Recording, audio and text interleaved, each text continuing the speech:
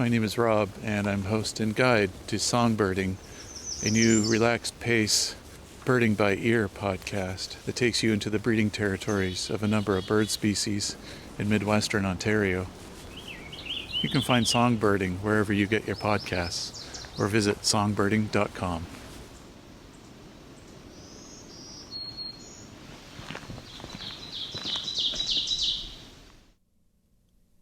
The folklore in Kid Cryptid wouldn't exist if it weren't for the rich history and vibrant cultures these stories come from.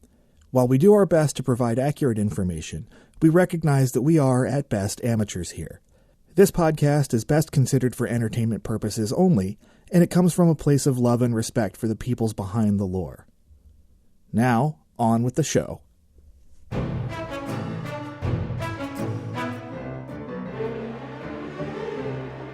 I'm Sean. I'm Elias. And you are listening to Kid Cryptid, the podcast where we talk about the less than jolly Yuletide creatures that also happen to be cryptids. How's it going, Elias? Good. So, in keeping with the time of year, I've got a festive one for us. Okay. And I use the word festive very loosely. Okay, then. You better watch out. You better not cry. You better not pout. I'm telling you why. Who am I talking about? Santa? You would think that because of the song, wouldn't you? Yeah. But I'm talking about someone else. No! Someone the song forgot. I mean, Santa's a nice guy. Why would the song be telling you to watch out for Santa? Oh, I think I know who now it is. Who? Satan? No. Okay. Krampus. Oh, I know that dude! He's a devil! I do not like that dude. Isn't he the one with the horns? Or is that Satan? He does have horns. Okay, I'm scared of him. I do not like him. So who or what is Krampus? I know he's a devil. Not a devil. Demon, perhaps. It kind of really depends on what you think about his origin story. Like, today, people consider him a demon that shows up at Christmas time just to create havoc and wreck people's holiday. In a lot of ways, he's like a bigger, angrier Grinch who isn't afraid to kill to make that happen.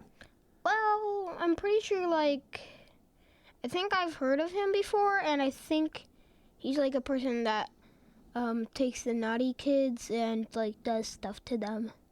Oh, okay, so you're a bit more familiar than I thought you were going to be. Yeah, I know Satan, but I don't know Krampus a lot. Okay, can we stop talking about Satan? Okay, fine. This is not the devil podcast. We're talking about Krampus. So there's a demon and there's a devil. Well, what I'm trying to say is this bloodthirsty image wasn't always the case. Well, not entirely at least. Krampus's origins among alpine countries are fairly murky.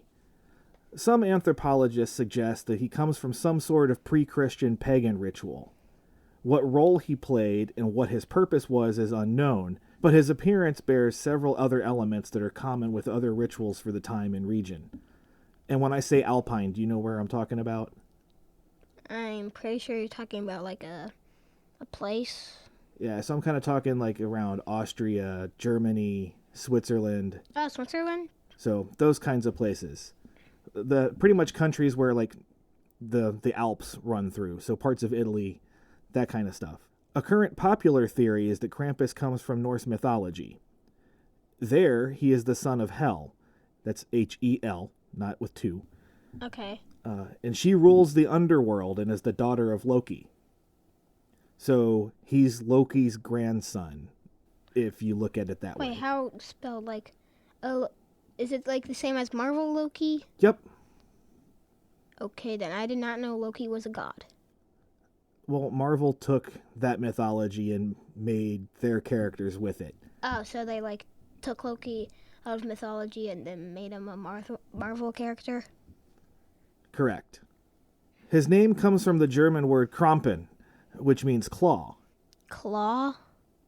Yeah, claw, That's not a great name, but I'm just gonna roll with it. According to legends, he's covered in shaggy fur and has horns like a goat. His teeth are sharp fangs, and his fingers end in razor claws. His legs are also goat-like, and he has a long, leathery tail that ends in a point. Almost sounds like the Pope-Lick monster, doesn't it? Yeah. But the Pope-Lick monster is half human. Potentially. Whatever Krampus's original role was, he became most well known as Christianity spread across Europe. As was the case with many things, pagan traditions mingled with and were incorporated into Christian traditions. It was in this manner that Krampus became associated with St. Nicholas. So, for some quick backstory, St. Nicholas was a man who lived sometime around 250 AD. So, a long time ago. So, yeah, I know St. Nicholas, which is Santa, as we know. But I know what happens, about his parents, and I do not want to, get there. Well, I don't know which story you're referring to exactly, but St. Nicholas was a very wealthy man. Wait, he was a wealthy man? Yep. And he was known for being very generous with his wealth. Wait, I thought he was a man that, had, was living in a town, and also he gave, away some food. Yeah, so he used his money for good. He gave his money to various charities. He gave them to poor people, and he was especially known for using his money to help take care of children. Oh, so... Okay. Well, I'm getting from the story that I was talking about into yours, because the story that I'm saying is, So, the story that I'm talking about is him, his parents getting a sickness, then him, dressing up like Santa Claus, and then giving, kids and poor people money. Yeah, I mean, that's kind of what his thing was. He was a good guy. A nice guy. His reputation for kindness and giving was so great that when he died on December 6th, the Turkish government declared it St. Nicholas Day. And he went on to become probably the most popular, if not just one of the most popular saints in Europe. Today, St. Nicholas's Day is still celebrated. Children wake up on the morning of December 6th to see if St. Nicholas has left them candy for being good. But before St. Nicholas's Day, on the eve of December 5th, is something different. If the 6th is a day for good children, the 5th is a night for the bad. Oh. Krampusnacht, as it is known, is when children who have misbehaved are dealt with.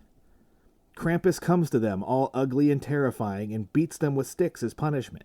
If they've been extremely awful, he puts them in a sack and takes them back to the underworld, where he holds them prisoner for a time or he eats them. So I would recommend for kids be very good, so you don't go with Krampus to the underworld. Okay? It's believed that he and St. Nicholas travel together, dividing the work so that Nicholas only has to focus on the good children, while Krampus only has to focus on the bad. So, what are your thoughts on all of this? If Krampus is working with St. Nicholas, he can't be really that bad, can he? Underworld, you gotta be seriously, if people that have been bad and have died, they should go to the underworld. I mean, it's a punishment, but why do they have to bring them to the underworld? Well, it seems to me to be a pretty good reason to behave, right? I mean, be good and you get treats is a pretty good reason. But be good or get beaten and eaten certainly adds some extra incentive. Yeah. Self-assessment time. Yes. Should you be worried about a visit from Krampus this year? Is it December the 5th? That's a fair question. We are past December 5th. So I think next year we should be worried about him, okay? Are you telling me now that you're going to be horrible next year? No. No, I'm telling you now that I'm going to be nicer. So you don't have to deal with Krampus. Yes. I don't want to get taken to the underworld. You don't want to get beaten and eaten? No!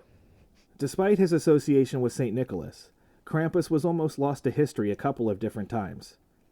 In the 12th century, for example, the Catholic Church took issue with his resemblance to the devil and put a ban on Krampus celebrations. Despite their efforts, they were unable to fully eradicate the tradition. Then, in 1934, Austria's fascist government tried to put an end to all things Krampus by outlawing Krampusnacht celebrations. This, too, failed after World War II and the fall of that particular government.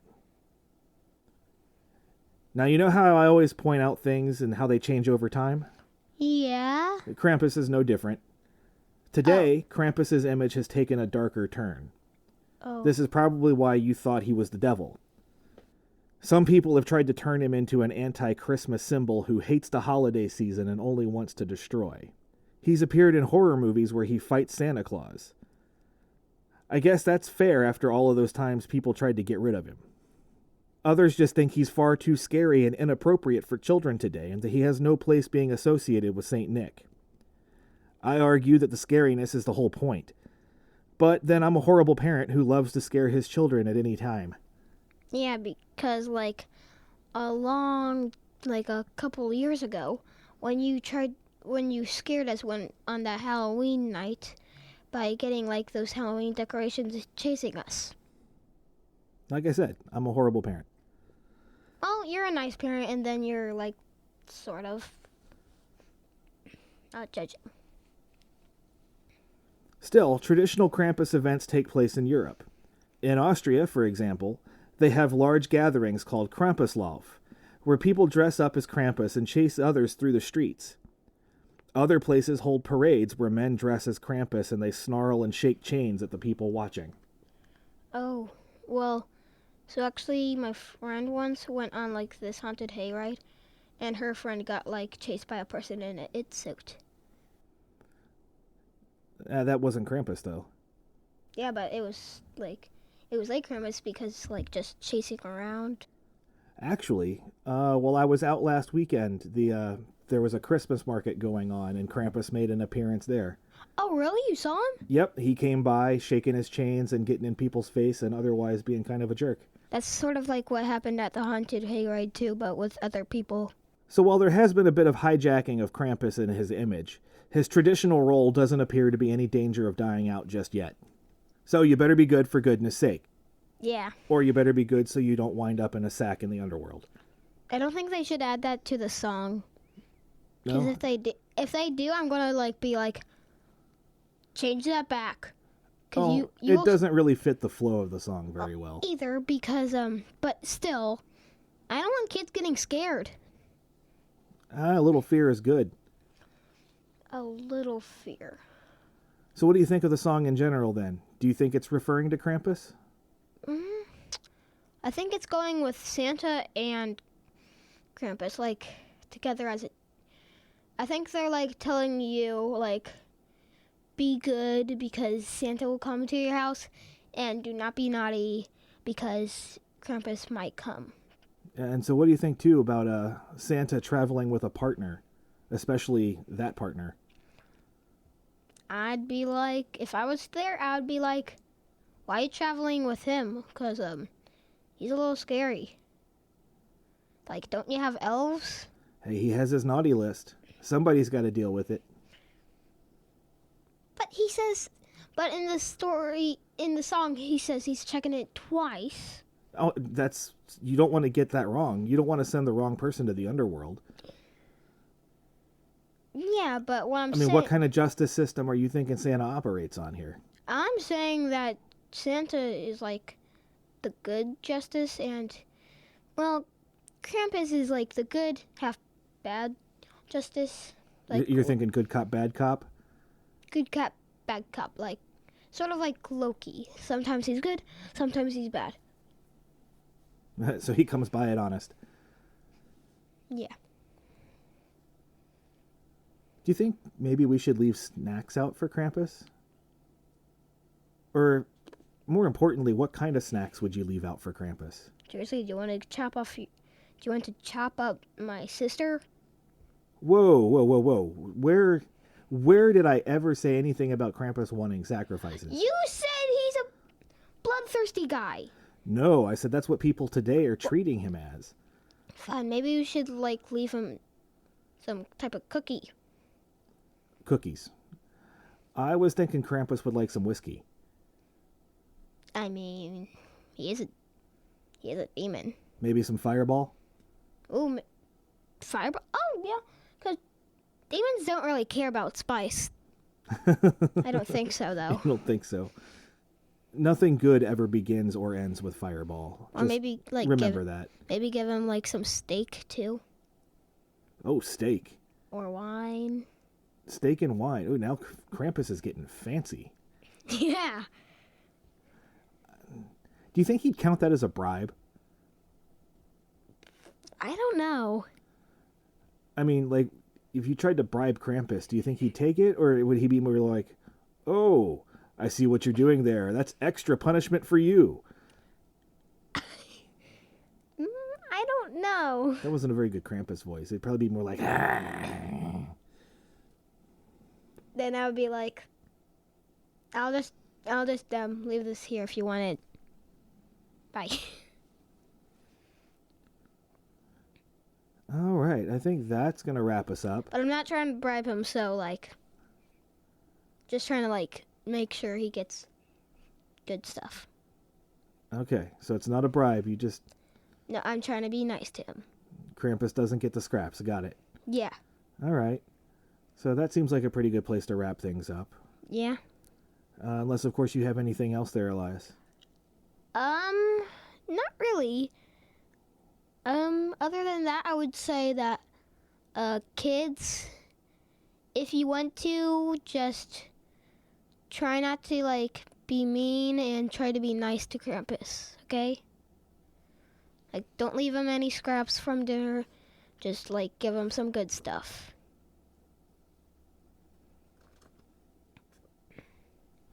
All right, and with that, I'm Sean. I'm Elias. And you've been listening to Kid Cryptid. Until next time.